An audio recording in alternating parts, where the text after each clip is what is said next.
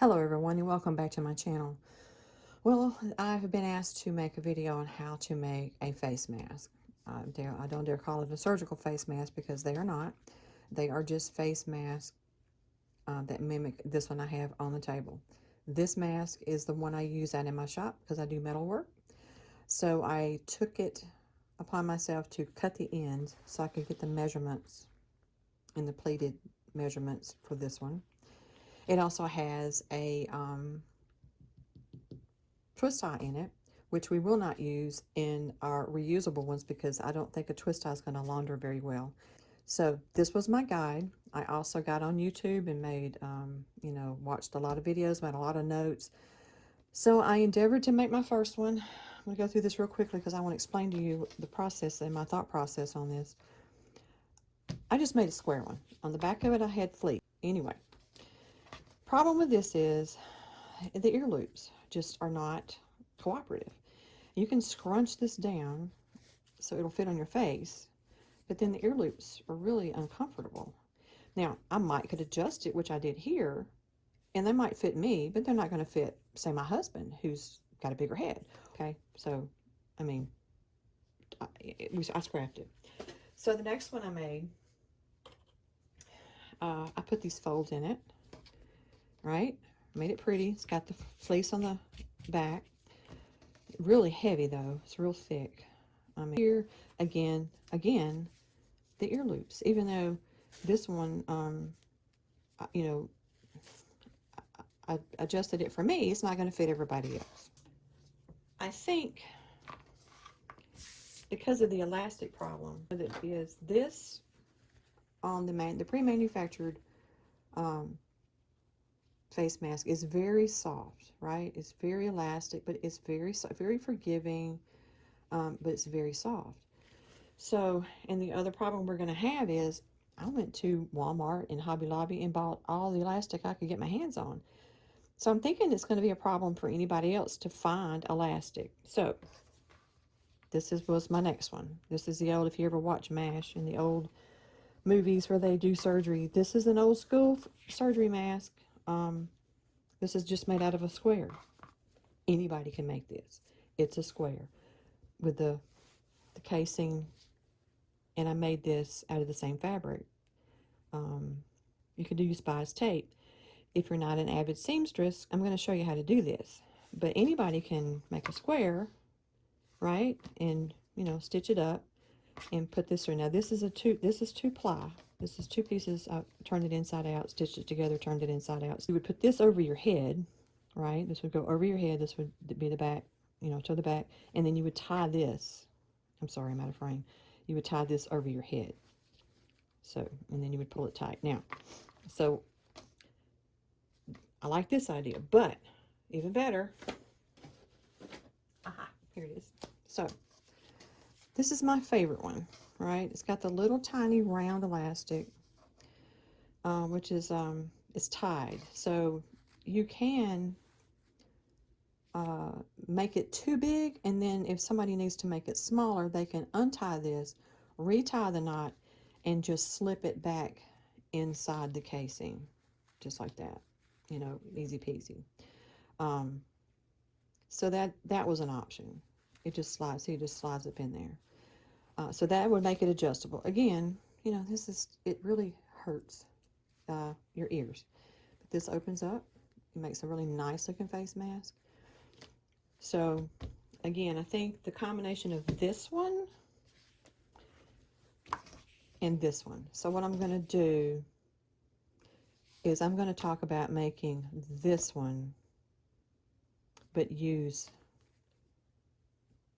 the tape. I mean the bias taping looking stuff. Here's what I've got. This is my pattern size. This is what I cut out. I cut out one of these. This is 15 inches by 7 inches. And for the casing, we cut out a 6-inch strip by 2-inch strip. All right.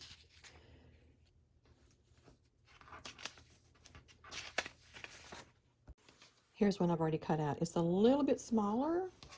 It's going to fit a smaller face.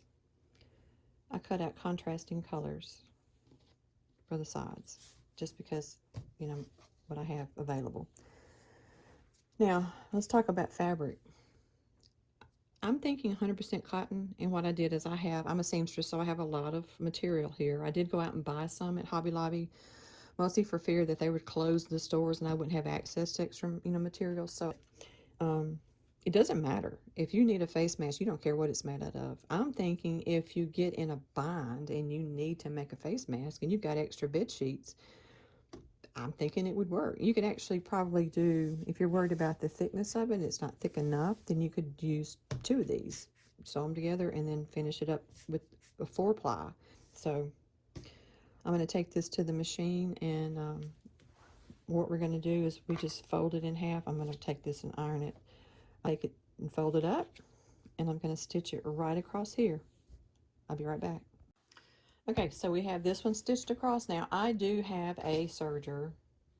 It just makes my life a lot easier because it cuts and sews at the same time. Now, you don't have to do this. I just do it to keep it neat and keep all my threads away. So what I'm going to do, I'm going to show you on this casings, is I'm going to take one in my serger, and I'm going to take one just and zigzag it on my machine, and I'll just show you. There's really no difference. It's just a time thing for me. Okay, so this is one that went in the serger, and this is the one I did on my machine. I was having some issues, but it's the same thing. It'll keep the the ends from fraying. Looks terrible. It'll work. For time's sake, it doesn't matter. All right, so what we're going to do is we're going to turn this inside out. It's going to kind of push that open.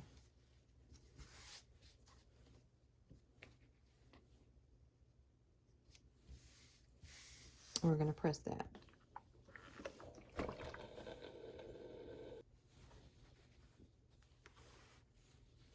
Okay, so now we're going to take our ruler. These have generally been, of course, the one that I show the pattern is going to be a little bit bigger. These are going to be a little smaller. I know this is a little over 6 inches, so I'm going to mark the middle with my marking pen. So that's right at 3 inches.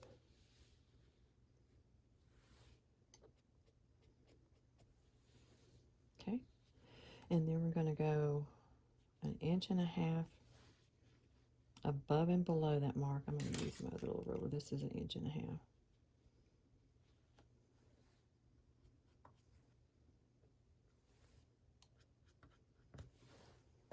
All right, and this is kind of where the magic happens. Grab some clips.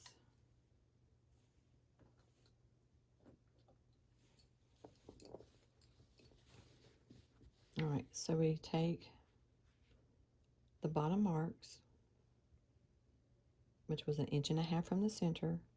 We pinch them up, and we bring them up just a little bit to the center mark. Okay, and we're going to do the same thing up here. The 2 marks we made, we're going to bring that down to the center.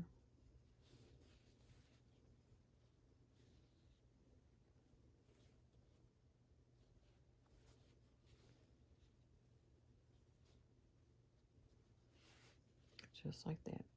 So it makes just an open pleat right there. Now what I like to do is check the back, make sure it looks kind of square, ignore all the extra threads everywhere. Oop. And then I press it. Okay. Now what I'll do, if you got a fabric that has a right and a wrong side, you would want to put right sides together. And see, this is very stringy, but it's not going to matter. And then I take and I put my clip right there. You can put a pin right there. We'll do the same thing for the other side. I know it looks completely different because this is zigzag with blue thread and this has been on the serger with dark thread. We're going to tuck these ends around. I'm going to clip it toward the back. Same thing here.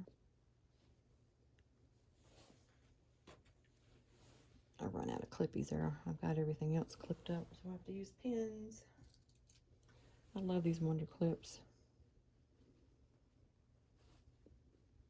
Okay, now you see how this looks? They work either way. Okay, let's take it to the machine.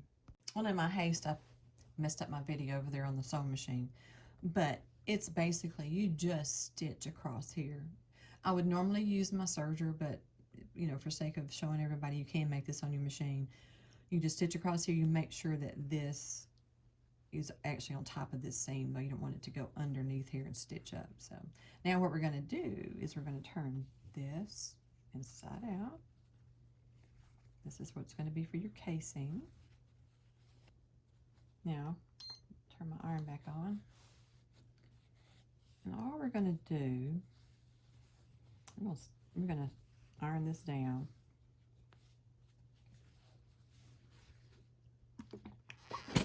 And we just flip it around and do the same thing over here.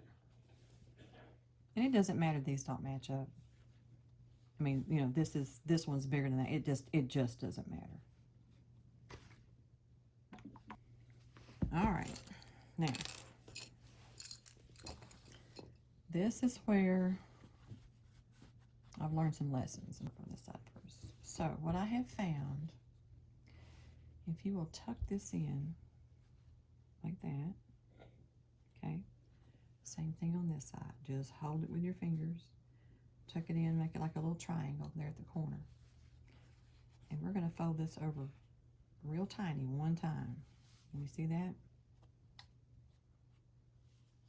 So that gets this out of the opening. Now, if you don't do this, it's okay. It just looks bad. It doesn't really affect the effectiveness of the mask. And then you just fold this up to that. You see the stitch line? I fold it up to that stitch line and just place it there. Grab my handy dandy iron. Try not to. And I put a clip there.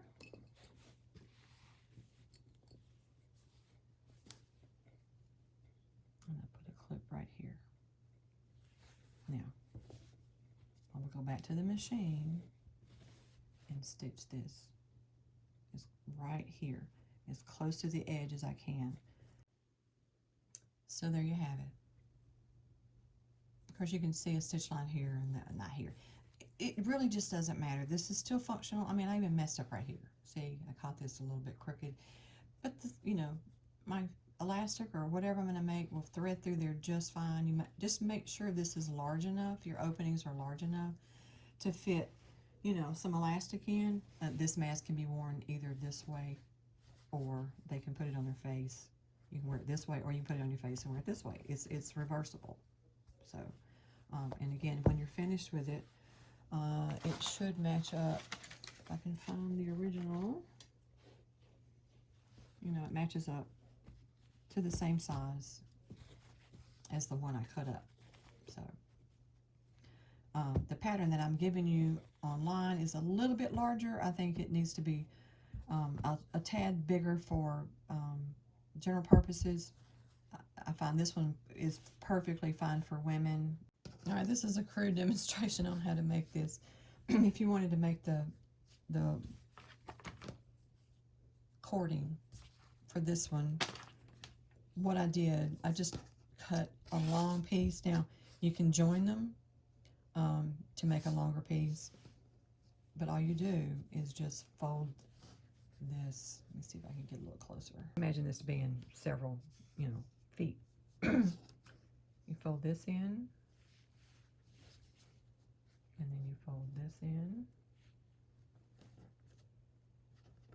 just like that, and then you fold it on top of each other, and then you stitch right on top of that.